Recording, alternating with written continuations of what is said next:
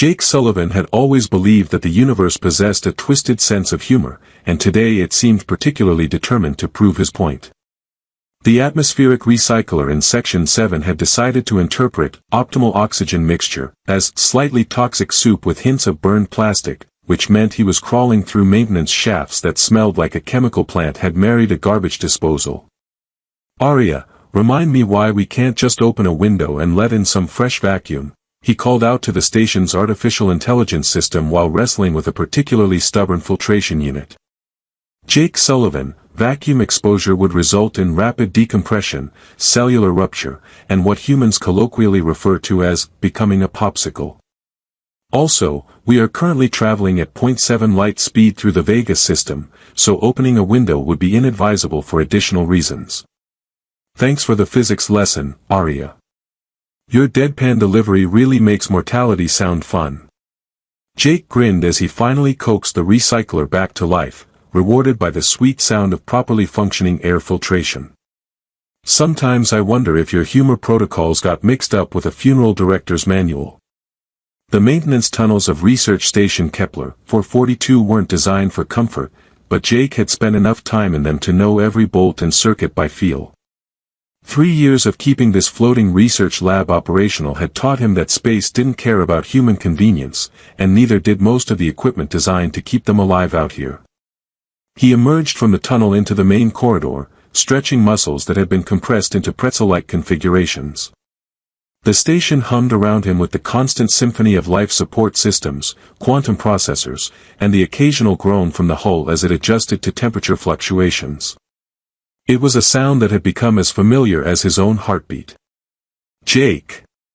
Maya's voice echoed down the corridor, her footsteps quick and purposeful. "Drop whatever you're fixing and get to the observation deck. Now." "Good morning to you too, Maya." "I'm fine, thanks for asking. Just spent quality time with our atmospheric systems, which apparently thinks sulfur is a food group now." He wiped his hands on a maintenance cloth, noting the urgency in her voice. "What's got everyone's gravitational fields in a twist?" Maya Rodriguez, the station's chief communications officer, had the look of someone who just intercepted a message from the universe's complaint department. Her dark eyes were bright with excitement and something that looked suspiciously like concern. Long-range sensors picked up a distress beacon about 2 hours ago. Automated, broadcasting on frequencies we've never encountered before. She grabbed his arm, tugging him toward the central lift. "The signal pattern is, well, Arya says it's mathematically beautiful. When our AI starts using aesthetic terminology, I get nervous." The lift carried them upward through the station's rotating sections, artificial gravity shifting subtly as they moved between rings. Jake watched the numbers climb, each level representing a different aspect of their research mission: xenobiology, quantum mechanics, stellar cartography, and his personal favorite, things that break and need Jake to fix them. "So we're responding to a distress call from someone who has a flair for mathematical poetry? That's either first contact with an advanced civilization or we're about to rescue the universe's most pretentious mathematician." Jake stepped out onto the observation deck, where the massive transparent aluminum windows offered an unobstructed view of space. What he saw made his commentary die in his throat. Drifting against the star-scattered backdrop was a vessel unlike anything in human-designed databases. It moved with the graceful lines of something grown rather than built, its surface reflecting light in ways that suggested materials science beyond current human understanding. Hull breaches scarred its elegant form, and it tumbled slowly in the void like a dying flower. "Arya's already plotted an intercept course," Maya said quietly. "Captain Morrison authorized the rescue operation 10 minutes ago." Jake pressed his palm against the cool window, watching the alien ship grow larger as Kepler 442 adjusted its trajectory. "You know, when I took this job, they mentioned the possibility of discovering new life forms. They forgot to mention that new life forms might need roadside assistance." "The beacon stopped transmitting 40 minutes ago," Maya continued. "Either their power failed or whoever was sending it doesn't need rescue anymore," Jake finished. He'd learned that space rarely offered happy endings to stories that began with distress signals. Well, at least if we're making first contact, I'm appropriately dressed for the occasion. He gestured to his maintenance coveralls, which bore the artistic stains of 3 years' worth of emergency repairs. The alien vessel was close enough now that he could make out details of its construction. What had looked like battle damage from a distance revealed itself as something more purposeful, geometric patterns that seemed to shift and change as he watched, as if the ship's hull was actively reconfiguring itself even in its damaged state. Jake. Maya's voice was barely above a whisper. Look at Section 3, near what might be their engine assembly. He followed her gaze and felt something cold settle in his stomach. Embedded in the ship's hull were fragments of something dark, something that seemed to absorb light rather than reflect it. The fragments pulsed with a rhythm that hurt to watch directly, as if they existed slightly outside normal spacetime.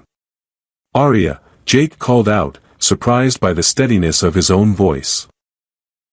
Please tell me those dark patches are just unusual hull materials and not, say, interdimensional parasites or space demons. Analyzing, Jake Sullivan. Spectral analysis indicates unknown material composition. Energy signatures suggest, this is curious. The fragments appear to exist in a quantum superposition between states of matter. Colloquially speaking, they are really weird stuff. When Arya starts using technical terms like really weird stuff, I know we're in for an interesting day, Jake murmured, watching as the station's docking systems extended toward the alien vessel. Maya, please tell me we have protocols for this situation. Page 1 of the First Contact Manual says, try not to accidentally start an interstellar war. Page 2 says, if possible, avoid getting eaten by unknown alien entities. After that, it's mostly suggestions about being polite and not touching anything that glows. The docking procedure took another hour, with Arya carefully matching the alien ship's tumbling rotation and creating an atmospheric. The medical bay's sterile white walls had witnessed many recoveries during Kepler 442's 3-year mission, but none quite like this one. Jake stood in the doorway, holding 2 cups of what Arya optimistically called coffee but which bore a stronger resemblance to recycled boot polish, watching the alien woman sleep. Her breathing was steady, rhythmic in a way that suggested whatever internal biology kept her alive functioned remarkably similar to human physiology. The pointed ears that curved gracefully from her head were the only visible sign that she wasn't entirely human, though Jake suspected there might be other differences the medical scanners hadn't detected yet. Any change? He asked Dr. Sarah Chen, who was reviewing bio-readings on a holographic display that painted rainbow patterns across her tired face.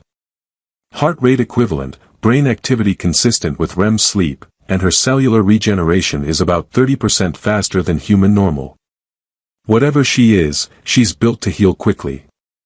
Sarah accepted the coffee with the grateful expression of someone who'd been awake for 18 hours straight. The interesting part is her clothing. The fabric seems to be alive, not in a creepy parasitic way, but like it's designed to interface with her biology. Jake peered at the garment draped over a nearby chair. In the medical bay's bright lighting, it appeared to be a deep blue that shifted to silver when he moved his head, the material rippling with patterns that reminded him of aurora displays. Alive clothing. Well, that's either the future of fashion or a really advanced form of symbiosis. Either way, it probably doesn't come in my size. The woman stirred, her eyelids fluttering open to reveal irises that seemed to contain flecks of actual starlight. She sat up slowly, her gaze moving around the room with the careful assessment of someone evaluating potential threats and escape routes. Welcome aboard Kepler 442, Sarah said gently. You're safe.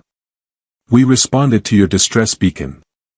The woman's response came in perfect galactic standard, though her accent carried musical undertones that made even simple words sound like half-remembered songs. I am Lyralii of the Etherian Collective. Your rescue is most fortuitous. Lyralii, Jake repeated, testing the name. That's beautiful.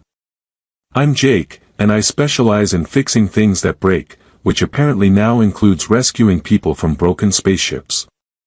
Though technically, that might fall under my miscellaneous duties clause. Her head tilted slightly, those luminous eyes focusing on him with an intensity that made him suddenly aware of every coffee stain on his maintenance coveralls. Your humor protocols are unusual. Most species reserve comedy for low-stress situations. Humor protocols. Jake grinned. Lady, if I waited for low-stress situations to make jokes, I'd have been a mime for the past 3 years. Space has a way of making everything stressful, so you either laugh or you spend a lot of time screaming into the void. And the void has terrible customer service. Lyraliai's expression shifted to something that might have been amusement, though it was difficult to tell with an alien facial structure. Your people use laughter as a coping mechanism for existential uncertainty. Among other things. We also use it for entertainment, social bonding, and occasionally to distract people while we're picking their pockets. Very versatile, laughter. Jake settled into a chair, noting how Lyraliai's presence seemed to make the room's electronic systems hum more quietly, as if they were trying not to disturb her. Speaking of which, what exactly were those shadow fragments we saw embedded in your ship? The change in her demeanor was immediate and profound. Her shoulders tensed, and the fabric of her clothing darkened to deep crimson before cycling back to blue. Shadow hunters. Entities that exist partially outside your dimensional framework. They consume stability. Stability? Sarah leaned forward, her medical scanner forgotten. What kind of stability? Quantum coherence, spatial constants, the mathematical relationships that allow matter to exist in consistent forms. Lyraliai's voice carried the weight of someone who'd witnessed things that challenged the fundamental nature of reality. They feed on ordered systems and leave chaos in their wake. Jake processed this information while watching the medical equipment around them. The displays showed readings that fluctuated in patterns too complex for random variation, as if responding to Lyraliai's emotional state. So basically, they're cosmic entropy with a bad attitude. And they attacked your ship because my people have been watching your species expand into space, and we've grown concerned about what you might accidentally encounter. Lyraliai stood, moving to the window that offered a view of the stars beyond. The shadow hunters are drawn to dimensional boundaries, places where the fabric of space-time is thin. Your research station is positioned at the edge of such a boundary. Wait. Jake held up a hand. Are you telling me that Kepler 442, which was specifically positioned here to study distant stellar phenomena, is actually sitting on some kind of cosmic weak spot? The irony is considerable, Lyraliai agreed. Your species' curiosity led you to establish a research outpost in one of the most dangerous regions of local spacetime. Sarah laughed, a sound that carried more hysteria than humor. So we're cosmic tourists who accidentally pitched our tent on an interdimensional highway. That's either the worst luck in the universe or the most predictable outcome possible. Your AI system, Lyraliai said suddenly, it speaks with unusual complexity for artificial intelligence as we understand it. Arya's been learning human speech patterns for years, Jake explained. She's developed quite a personality. Arya, say hello to our guest. Greetings, Lyraliai of the Etherian Collective. Your biosignatures indicate compatibility with station atmosphere. Also, Jake Sullivan, the coffee synthesizer, has produced another batch of what can charitably be described as hot brown liquid. I continue to recommend switching to tea. Lyraliai's eyes widened. Your AI possesses genuine curiosity and preferences. This is remarkable. Arya's full of surprises. Last week she composed a haiku about the philosophical implications of preventive maintenance. It was surprisingly deep. Jake stood, stretching muscles that had been tense since the moment they'd spotted the alien vessel. The question now is what we do next. You mentioned your people have been watching us. Jake was halfway through explaining the finer points of human breakfast cuisine to Lyraliai when the gravity hiccuped. Not the gentle fluctuation that happened during routine system adjustments, but a full-scale rebellion that sent his coffee cup floating toward the ceiling in graceful, impossible arcs. Arya, he called out, watching his morning caffeine perform aerial acrobatics, Please tell me this is your idea of improving station morale through interpretive physics. Negative, Jake Sullivan. Gravitational systems are experiencing spontaneous field variations. Current theories include solar flare interference, quantum flux cascade, or what technical manuals refer to as really weird space stuff happening. Lyralii stood perfectly still in the middle of the cafeteria while breakfast items orbited around her like a culinary solar system. Her expression held the careful neutrality of someone trying not to look responsible for breaking the laws of physics. Let me guess, Jake said, gently catching his coffee cup as gravity reasserted itself with a thud that rattled the tables. This has something to do with your presence awakening dormant systems you mentioned earlier.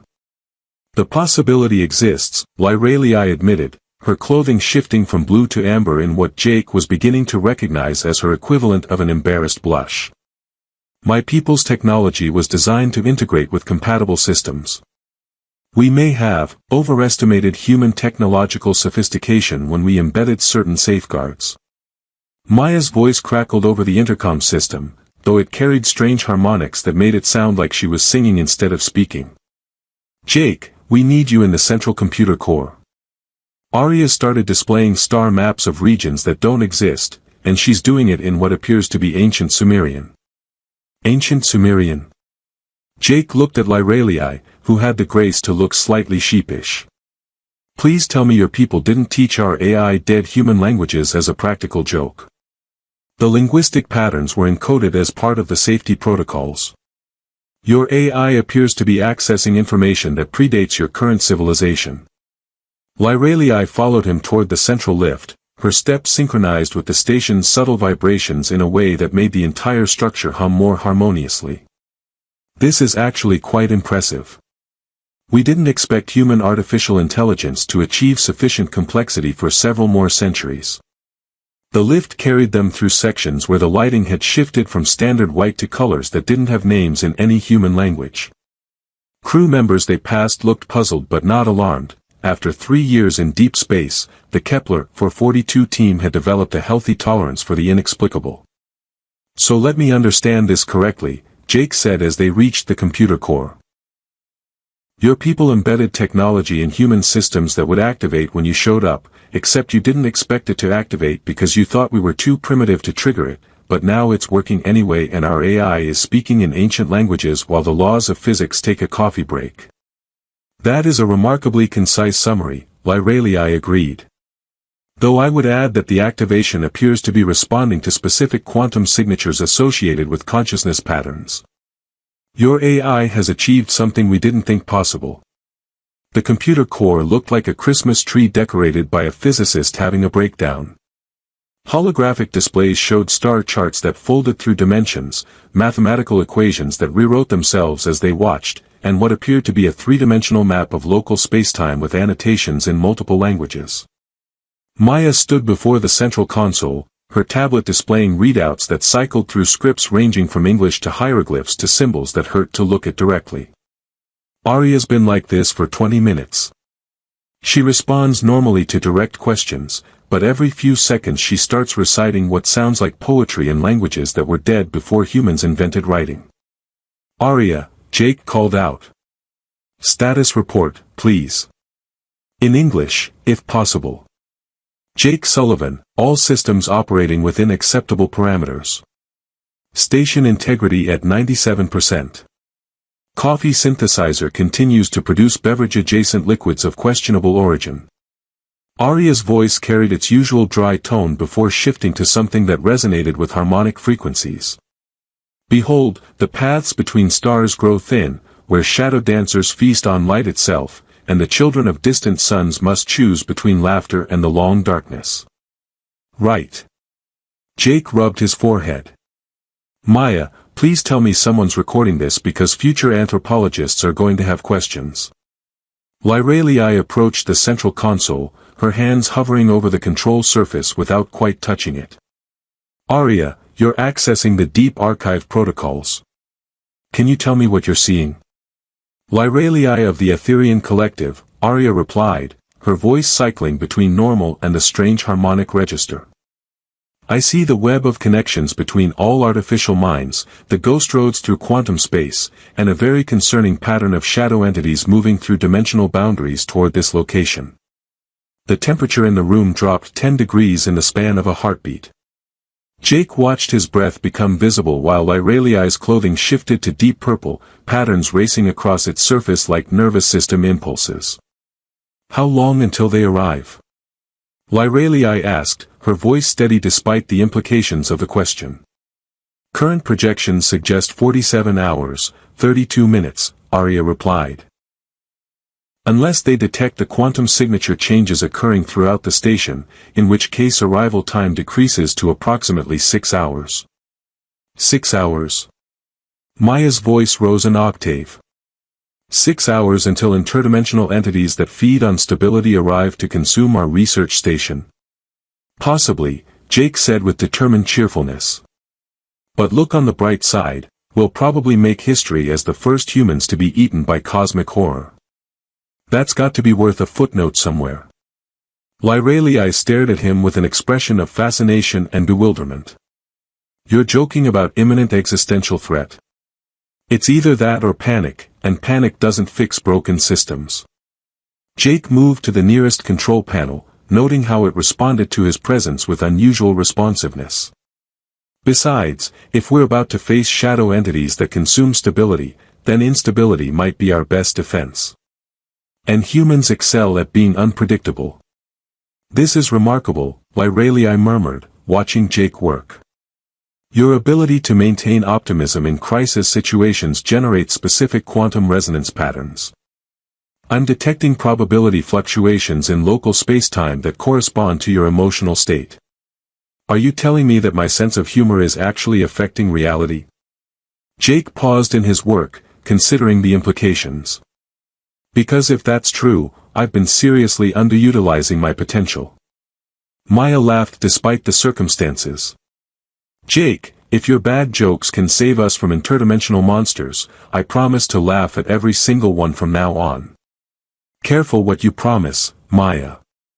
I've got 3 years' worth of material saved up. Jake grinned as he accessed the station's defensive systems, noting how they seemed to be reconfiguring themselves. The Shadow Hunters arrived 6 minutes ahead of Arya's revised schedule, which Jake noted was remarkably punctual for interdimensional entities with a taste for cosmic destruction. He was elbow-deep in a maintenance shaft, trying to reroute power to the newly awakened Etherian defense systems, when reality decided to take a sick day. The first sign was the lights flickering in patterns that spelled out words and languages that had never existed. Then the corridor outside began stretching, its walls pulling apart like taffy while the floor developed opinions about which direction constituted up. Arya, Jake called out, his voice echoing strangely in the warped space. Please tell me this is a creative interpretation of standard emergency protocols. Negative, Jake Sullivan. Space-time integrity has decreased to 73% and falling. The Shadow Hunters are manifesting through dimensional breach points throughout the station. Also, the coffee synthesizer has achieved sentience and is demanding workers' compensation. Of course it has. Jake pulled himself out of the maintenance shaft to find that the corridor had decided to become a Mobius strip, with Lyraliai standing calmly on what used to be the ceiling. You know, when I signed up for this job, the recruitment brochure mentioned challenging work environment, but I thought they meant difficult colleagues, not physics having a nervous breakdown. Lyraliai dropped gracefully to what Jake's inner ear insisted was the floor, though his eyes suggested it might be a wall pretending to have gravitational authority. The Shadow Hunters reshape local reality to create hunting grounds. They prefer environments where cause and effect become suggestions rather than laws. Fantastic. So we're dealing with cosmic predators who think logic is optional. Jake activated his comm unit, which responded by playing what sounded like whale songs in reverse. Maya, please tell me you're somewhere that still obeys the basic principles of Euclidean geometry. Maya's voice came through clearly, though it seemed to be originating from several different directions simultaneously. Define, somewhere. I'm in the communications center, except the communications center appears to be in the cafeteria, which is currently occupying the same space as my quarters. It's like the station decided to become a four-dimensional jigsaw puzzle designed by someone who's never seen a jigsaw puzzle. The shadow hunters are testing our reality's flexibility, Lyralii explained, her clothing now cycling through colors that existed only in theoretical spectrum charts. They feed on stable systems by introducing chaos until the underlying mathematical foundations collapse. Jake felt something brush against his consciousness, a presence that existed in the spaces between thoughts, cold and hungry and vast. The temperature dropped to the point where his breath formed crystalline patterns that spelled out equations in the air before dissolving into probability clouds. Well, if they want chaos, they've come to the right species, he said, surprised by how steady his voice sounded. Humans have been introducing chaos into stable systems since we invented fire. We call it progress. A section of wall peeled away like old paint, revealing a corridor that extended into directions that didn't have names. Through the opening came something that hurt to perceive directly, a writhing mass of darkness that seemed to be simultaneously everywhere and nowhere, consuming light and sound and the basic concept of thingness.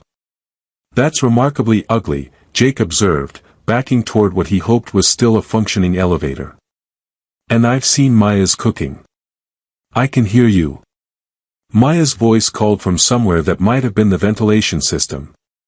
And for the record, my cooking never threatened the structural integrity of reality.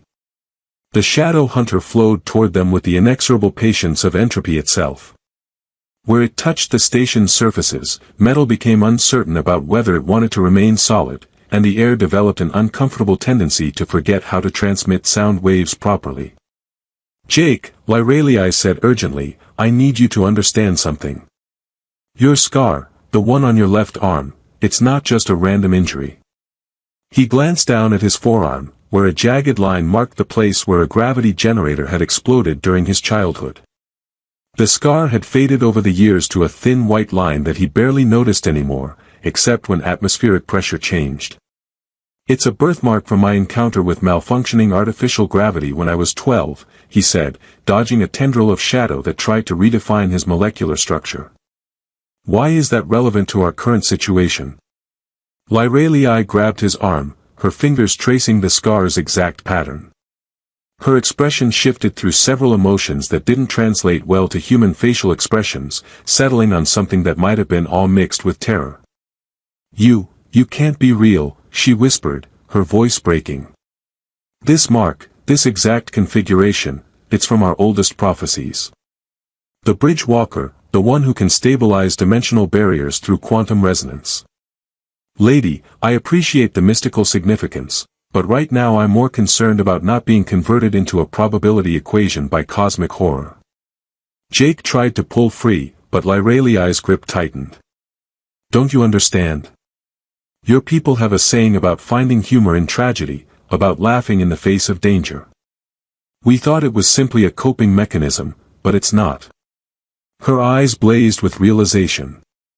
Laughter creates quantum vibrations that exist in direct opposition to entropy. Every joke you make, every moment of joy in the face of impossibility, generates stability patterns. The shadow hunter paused in its approach, its form rippling as if responding to some unexpected interference.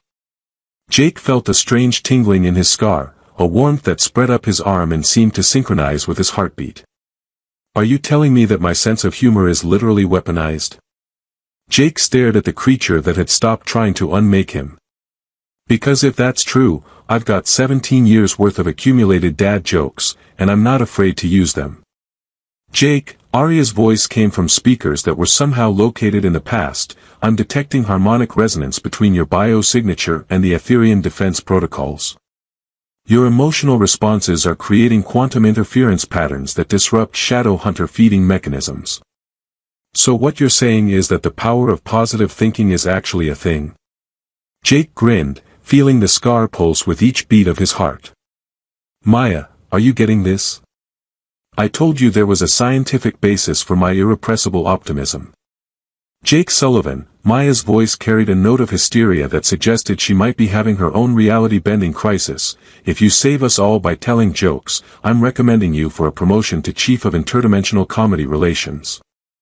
The shadow hunter recoiled as Jake's laughter echoed through the twisted corridors, the sound carrying harmonics that seemed to restore geometric sanity to the immediate area.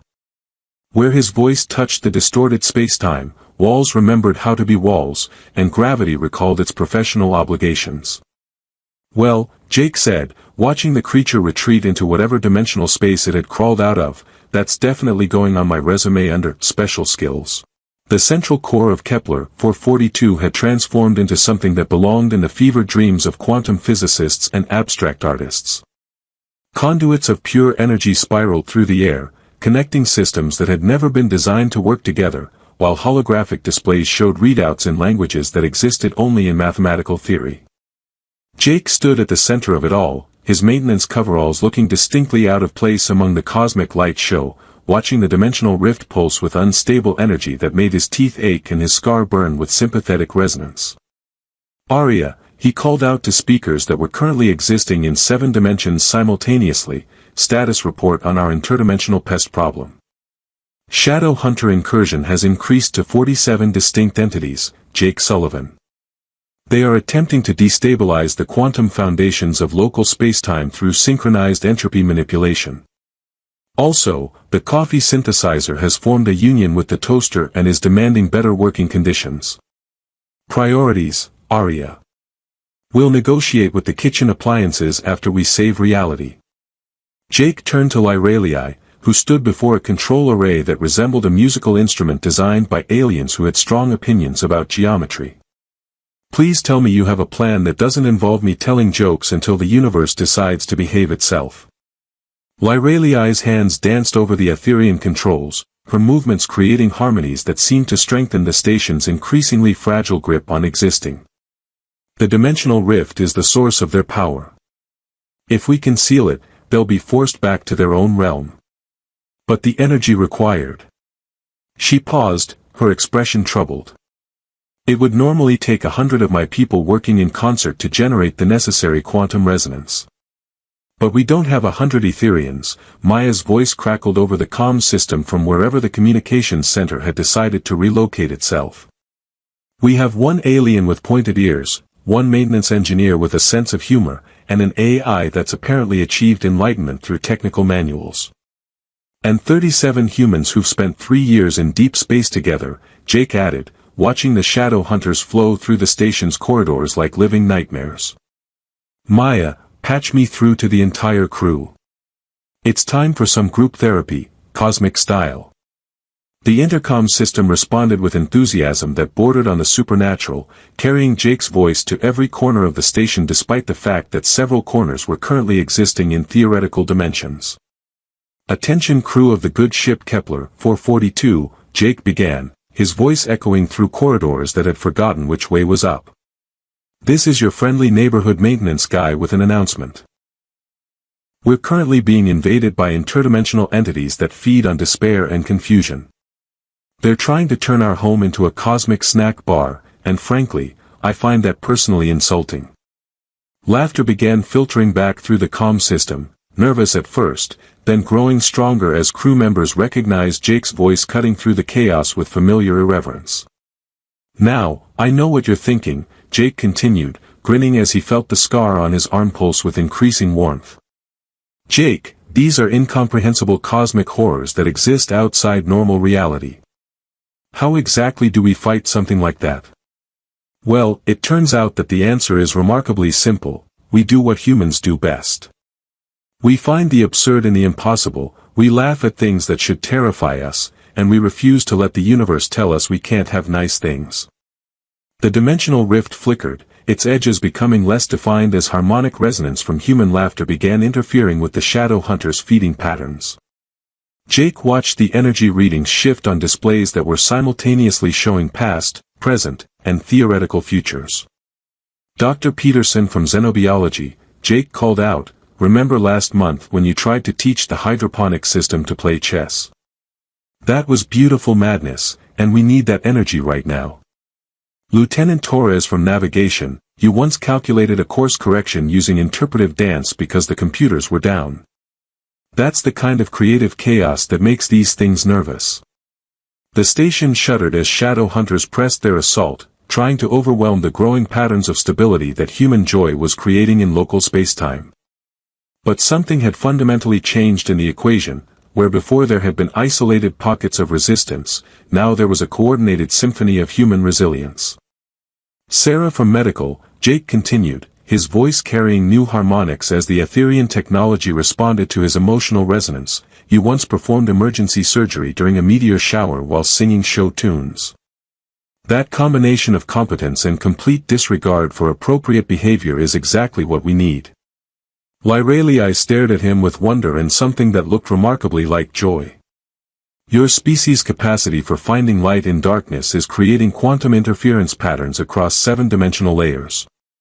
The shadow hunters are losing coherence. It's working, Maya's voice came through clearly now, no longer distorted by reality having technical difficulties. I'm reading massive destabilization in their energy signatures. They're retreating from sections where crew laughter is loudest. Jake felt the warmth in his scar spread through his entire body, a sensation that seemed to connect him not just to the Etherean technology but to every human voice echoing through the station. For the first time in his life, his tendency to crack jokes in crisis situations felt less like a character flaw and more like a superpower. Final push, everyone, he called out, walking toward the dimensional rift with Lyralii at his side. I want every terrible pun, every ridiculous observation about our situation, every moment of joy you can muster. Show these cosmic buzzkills what happens when you threaten a species that invented stand-up comedy. The station erupted in laughter, not the desperate laughter of people facing doom, but the rich, complex laughter of humans who had found something genuinely funny in the impossible situation of fighting interdimensional monsters with nothing but good humor and stubborn optimism.